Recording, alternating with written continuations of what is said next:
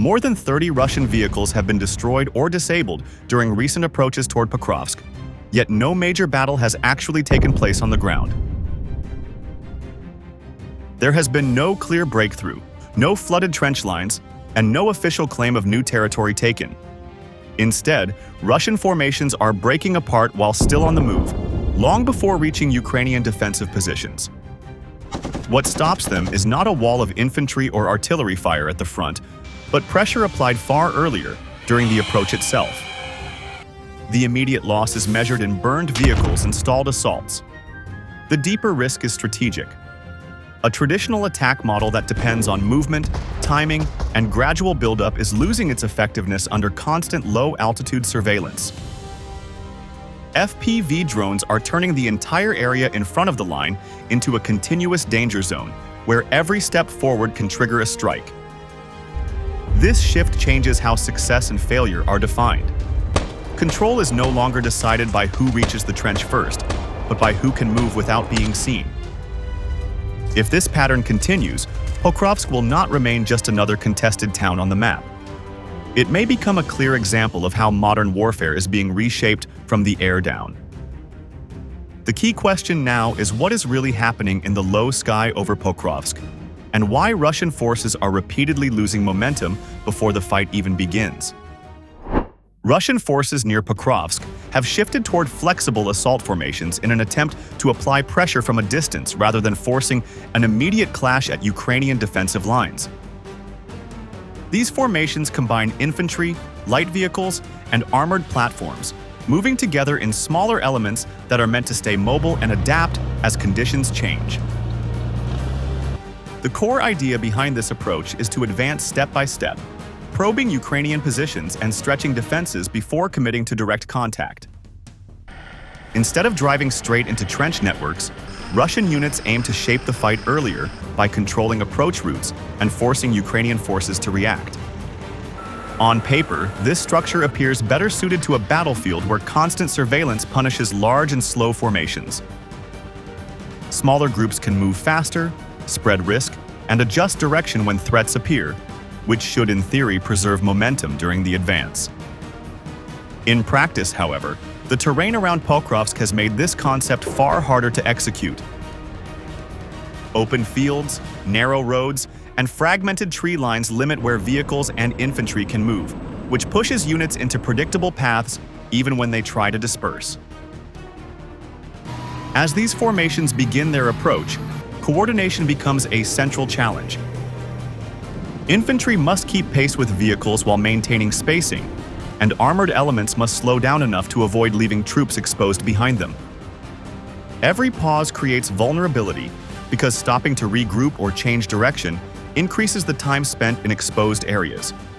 Instead of slipping forward unnoticed, these moments often fix the formation in place long enough for opponents to react.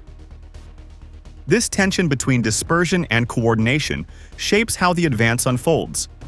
Units that move too tightly risk concentrated losses, while units that spread too far lose the ability to support one another when pressure builds.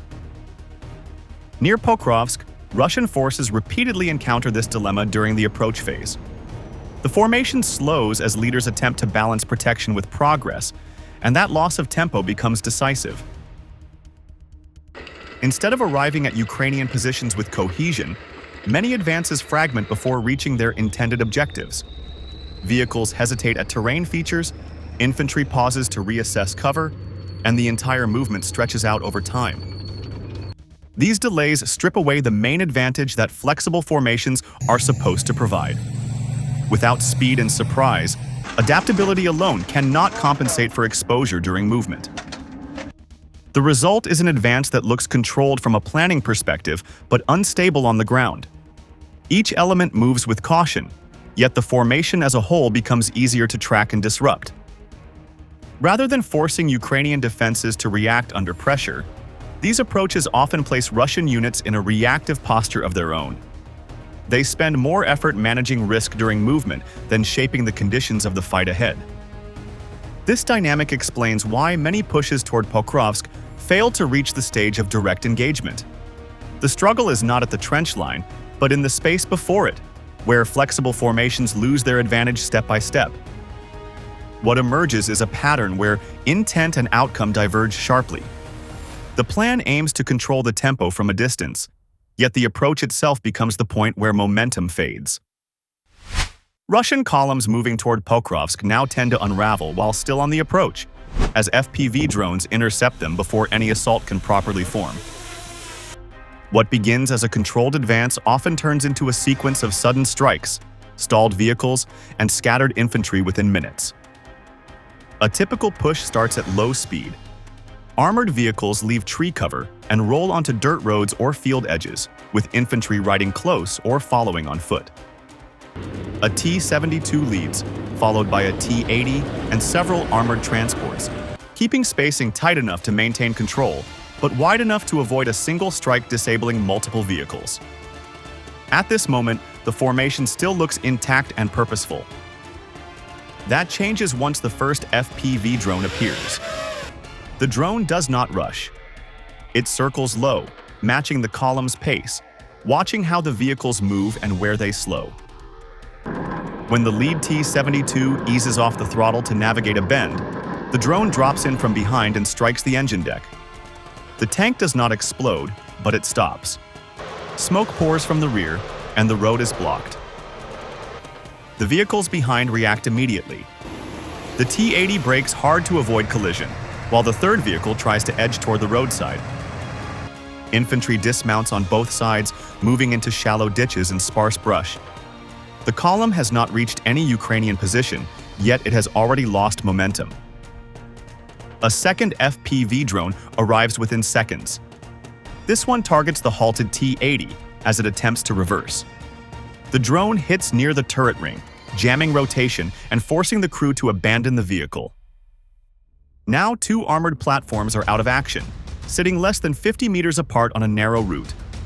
As this happens, infantry movement draws attention. Soldiers running from the disabled tanks create clear visual cues from above. A third FPV drone follows one group as it crosses open ground toward a tree line. The drone stays just behind and above, waiting. When the soldiers slow near a shallow rise, the strike comes. The group breaks apart, leaving equipment behind as survivors dive for cover. At this point, the advance no longer resembles a formation. Vehicles are scattered, some blocked by wrecks, others stalled while crews wait for orders. Infantry is spread across exposed terrain, unsure whether to regroup or pull back.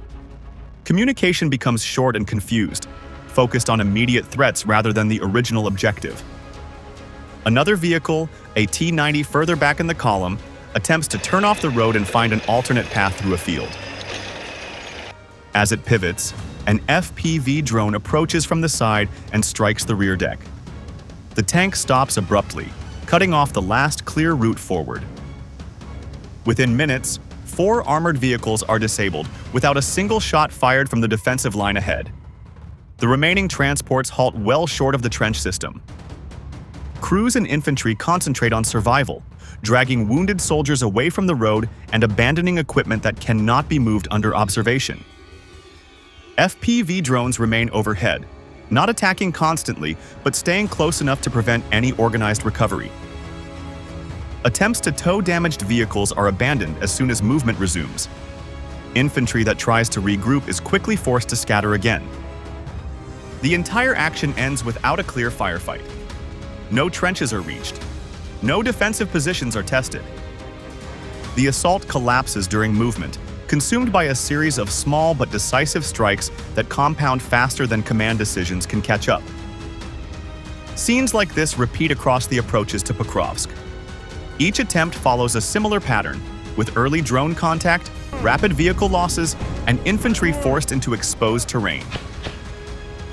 The attack does not fail at the objective. It fails on the road leading to it, where the advance breaks apart before it can truly begin. Open ground near Pokrovsk no longer serves as a simple space between positions, because every step into it can trigger a chain of events that unfolds faster than infantry can react. What once looked like a routine movement now plays out as a short, violent sequence shaped almost entirely from above. One common scene begins with a single soldier leaving a tree line to cross a harvested field. From the ground, the distance looks manageable. From the air, the movement is immediate and clear.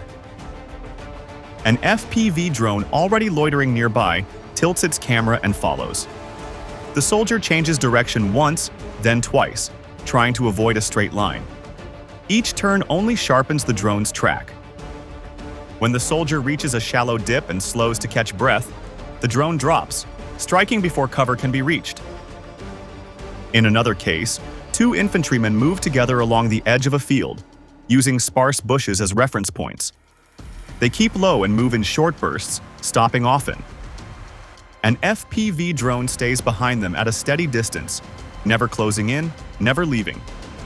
The pair separates, hoping to confuse the approach. One runs toward a lone tree, while the other cuts left toward a shallow ditch. The drone commits to the faster runner.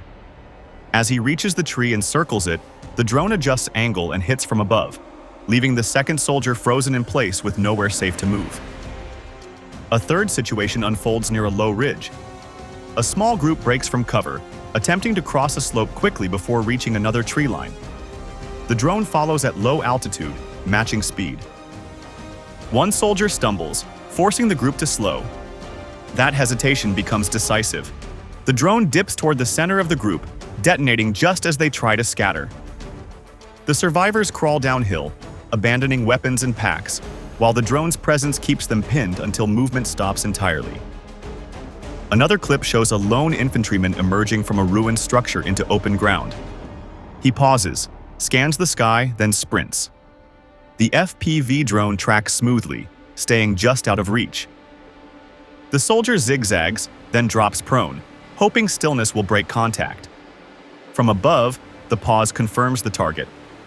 The drone descends slowly and strikes without warning, ending the chase where it began.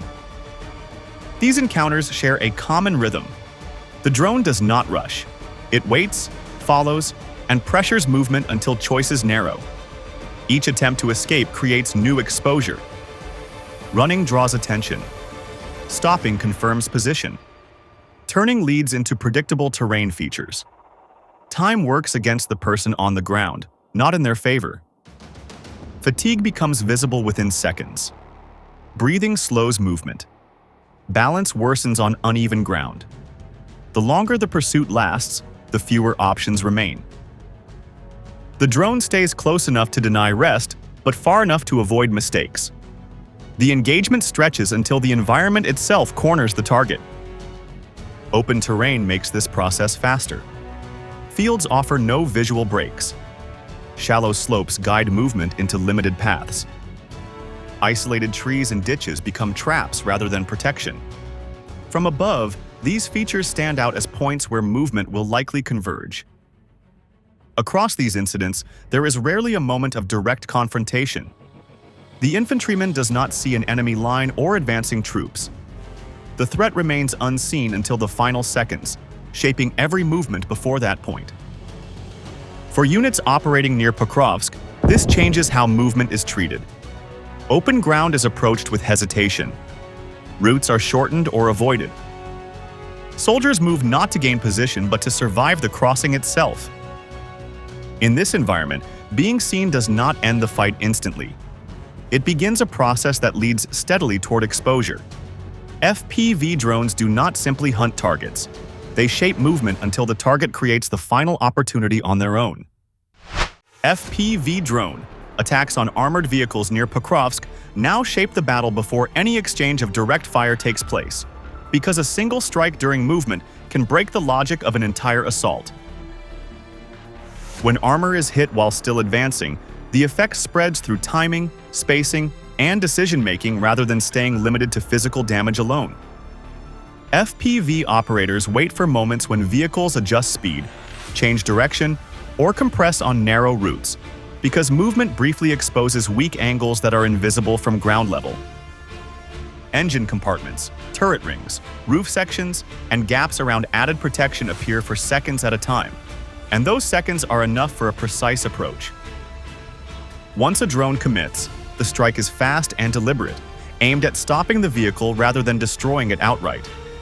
A disabled engine, damaged optics, or a jammed turret turns a moving platform into a fixed obstacle in the middle of the route.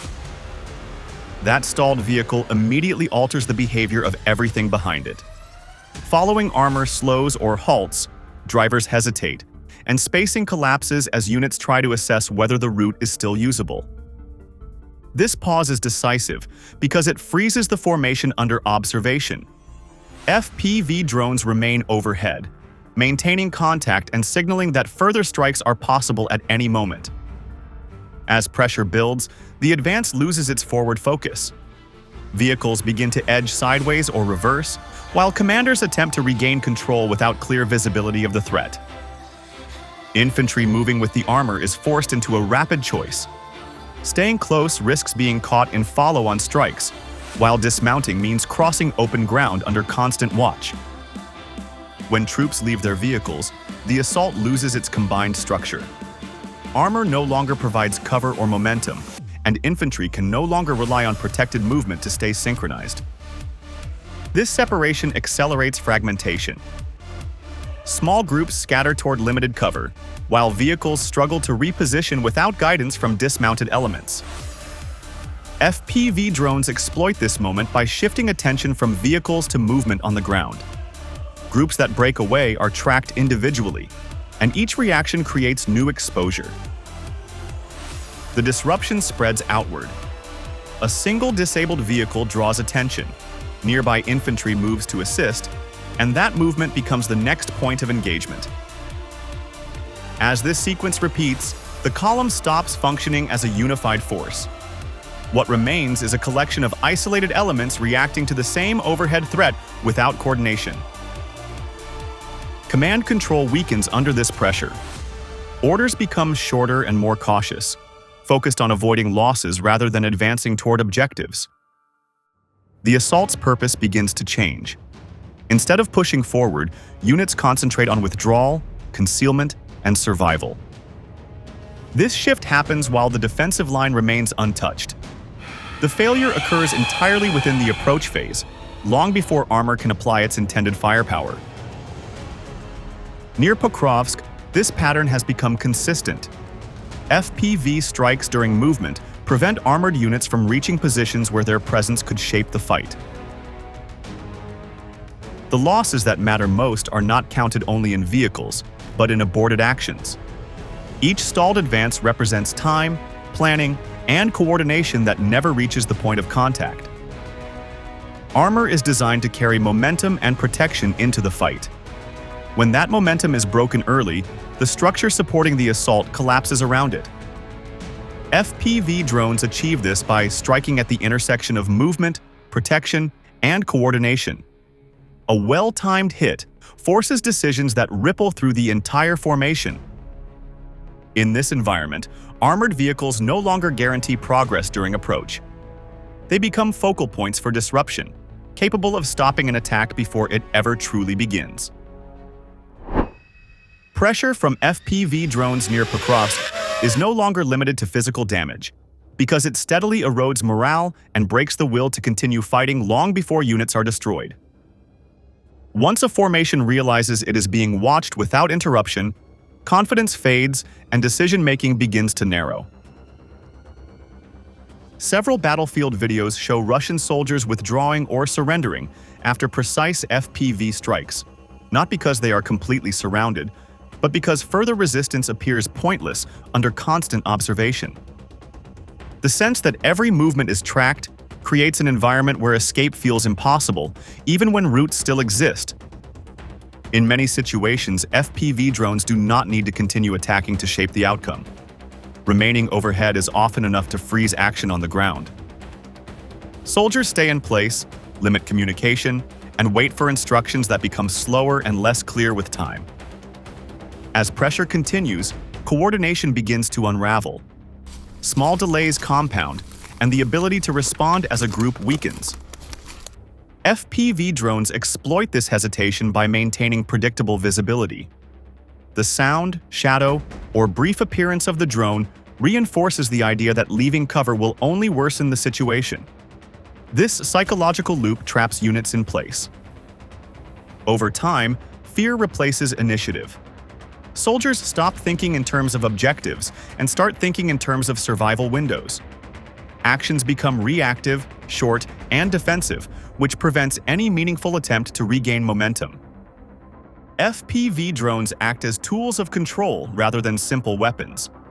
By staying present, they deny rest, planning time, and confidence. Each minute under watch increases stress and reduces the chance of organized resistance. The collapse of will often spreads faster than physical damage.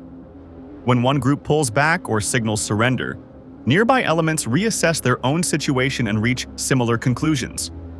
The effect moves through the formation without direct contact.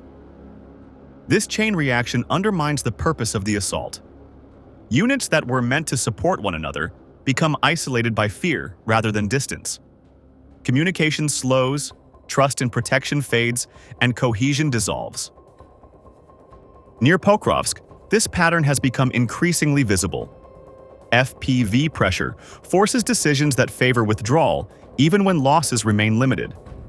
The battlefield outcome is shaped by perception as much as by force. The absence of a visible enemy intensifies this effect. Soldiers do not see a firing line or advancing troops, only a persistent threat above that cannot be engaged directly. That uncertainty magnifies stress and weakens resolve. Attempts to resist under these conditions often feel symbolic rather than practical. Firing blindly, waiting for orders, or holding position does not change the situation, and that realization spreads quickly. FPV drones therefore redefine control at the tactical level. Control is no longer about occupying ground, but about denying freedom of action. When movement is punished and stillness offers no relief, choice itself disappears. This loss of choice is what breaks morale. Soldiers are not defeated by overwhelming fire, but by the sense that every option leads to exposure. As this reality settles in, surrender becomes a rational outcome rather than a last resort. Survival replaces mission completion as the primary goal. What is unfolding around Pokrovsk makes one reality clear before any map changes are announced. Across this battlefield, FPV drones have reshaped the fight step by step. They break assaults during approach, isolate armor before it can support infantry, turn open ground into a threat, and drain morale long before units are destroyed. The result is not a dramatic breakthrough or a heroic last stand, but a quiet collapse that happens while forces are still trying to get into position. The key advantage here comes from controlling the low sky and setting the tempo of the battle. When movement is punished and hesitation is exposed, even well-planned attacks lose their meaning. If this pattern continues, Pokrovsk may point toward how future ground offensives fail, not because forces are too small, but because there is no safe space left to move through.